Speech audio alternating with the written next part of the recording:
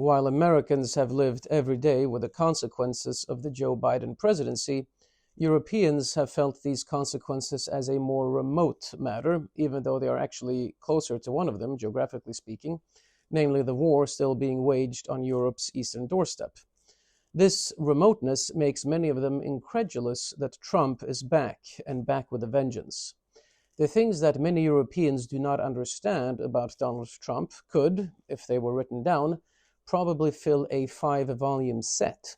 But here I'd like to concentrate on 3 things, with the first 2 of these things being closely interrelated, namely Europe's post-historical nature, its moral purism, and its relative lack of positive visions. I shall treat them in this order.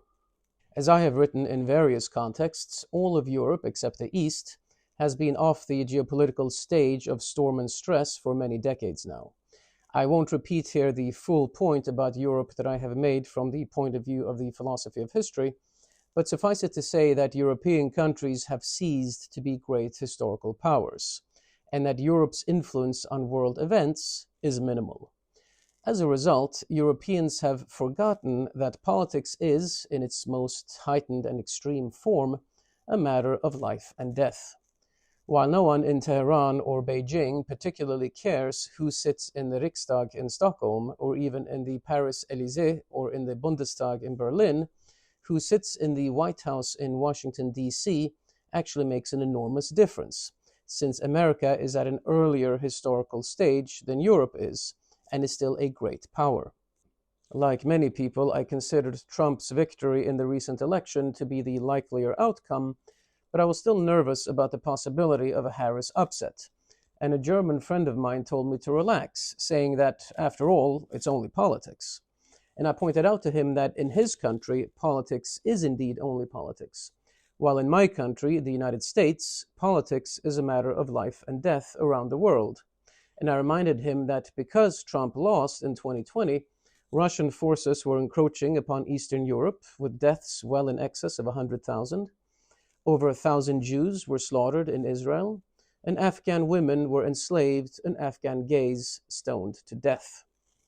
That is to say that many Europeans, because they themselves or their continent, their countries, no longer exercise world influence, they have forgotten that the world needs a strong America to hold things together.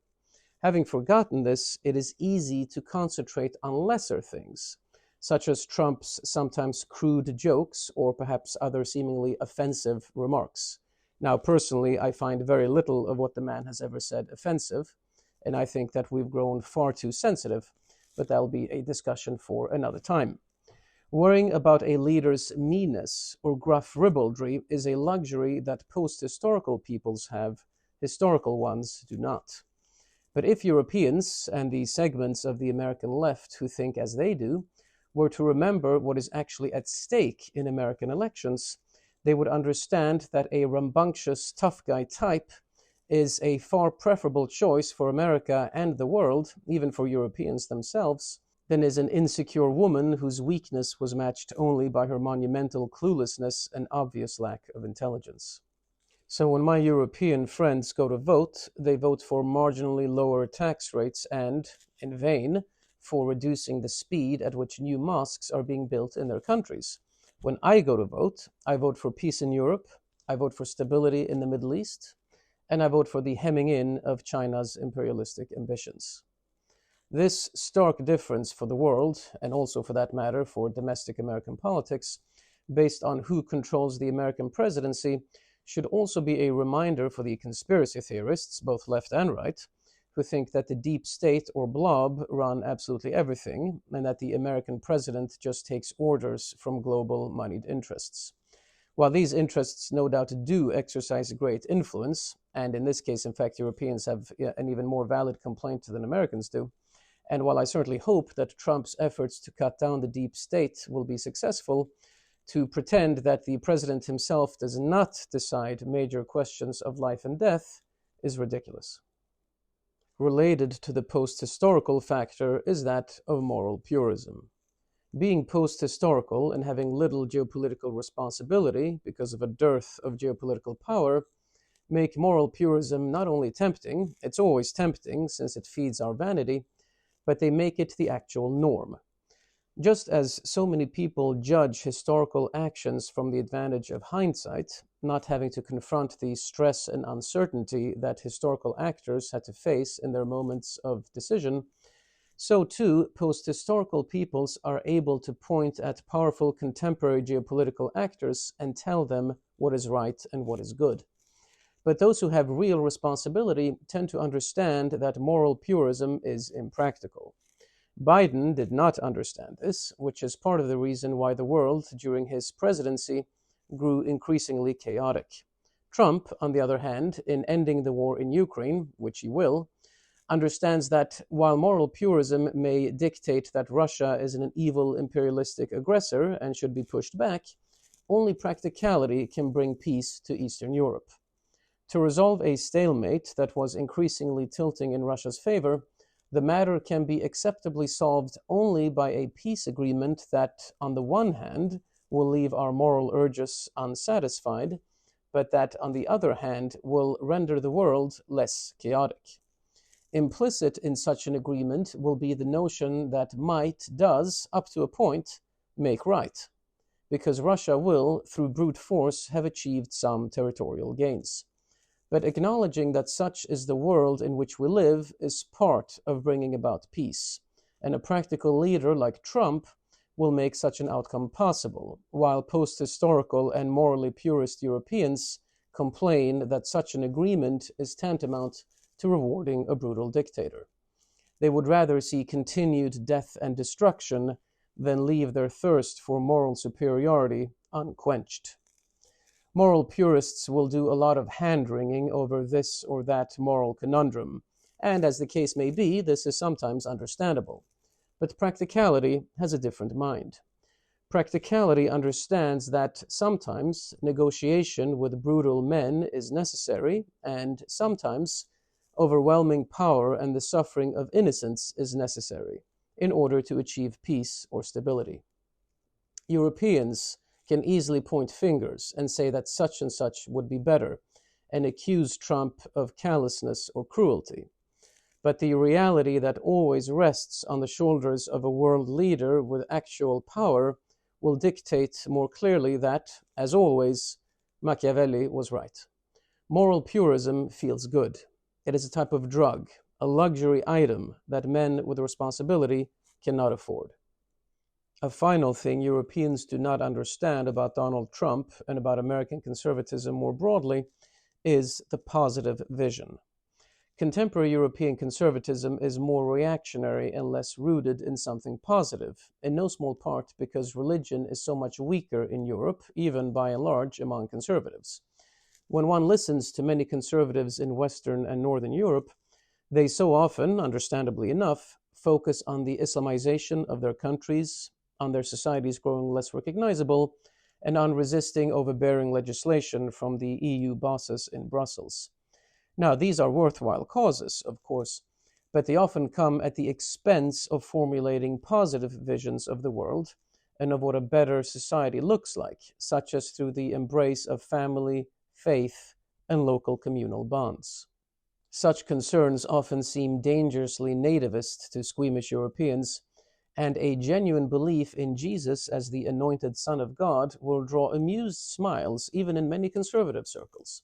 Although Trump himself is no typical conservative in the religious sense, of course, the American conservative movement that he, justifiably or not, has come to represent does not suffer from this squeamishness. Rather, it unabashedly proclaims what it holds true. It proclaims America's superiority to the rest of the world. It is proudly armed, and with positive naivete, it raises the cross for all to see. And this is, in fact, willy-nilly inspiring to people. And so Europeans fail to see that it is precisely the unabashed and positive triumphalism characterizing Trump and American conservatism more broadly that can achieve the results that some Europeans themselves desire, but do not know how to bring about. This authenticity, or unvarnished honesty, is something that Americans love, and so many Europeans fail to comprehend. Trump happens to intuitively understand the truth of one of my favorite lines from de Tocqueville's Democracy in America. They, the rich, voluntarily give to the people, but they wish to continue to keep them at a distance. They believe that this is enough. They are mistaken. It is not the sacrifice of their money that the people demand from them, but of their pride. Trump openly brags about his wealth, and lower-class Americans are fine with that.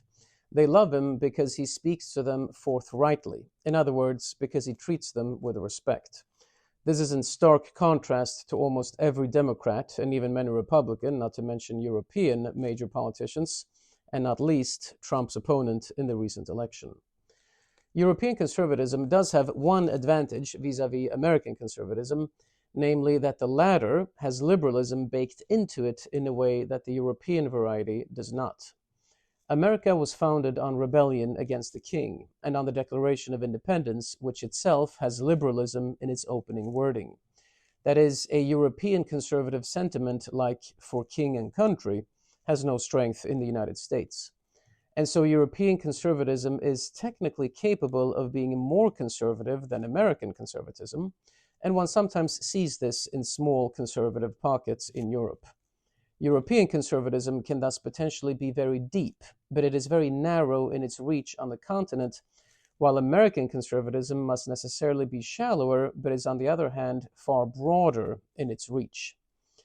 But so, even though European conservatism does have this theoretical depth that is unavailable for American conservatives, who are more liberal for the reasons I stated, the latter are still much more successful in their battle for recruits due to their embrace of a clearly defined, positive worldview.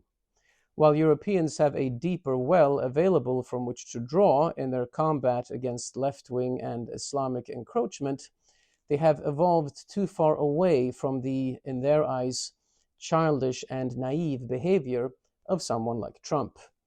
They don't realize that so much of his success, not just in terms of elections, but also in terms of executed policy, stems precisely from that which they deplore, namely the cutting of the Gordian knot of propriety, accepted custom, and geopolitical niceties. Those Europeans who shake their heads in disbelief at Trump and his success would do well to consider things, including themselves, from an American and, even more so, a global point of view. Remembering the factors I have discussed, the post-historical nature of their condition, their moral purism, which is undergirded by so many unexamined philosophical premises, and their lack of concretely defined positive visions for the future, would make Europeans better understand, even if not always agree with, the phenomenon of Donald Trump, and why he, and the America he leads as of today, act the way they do. Thank you.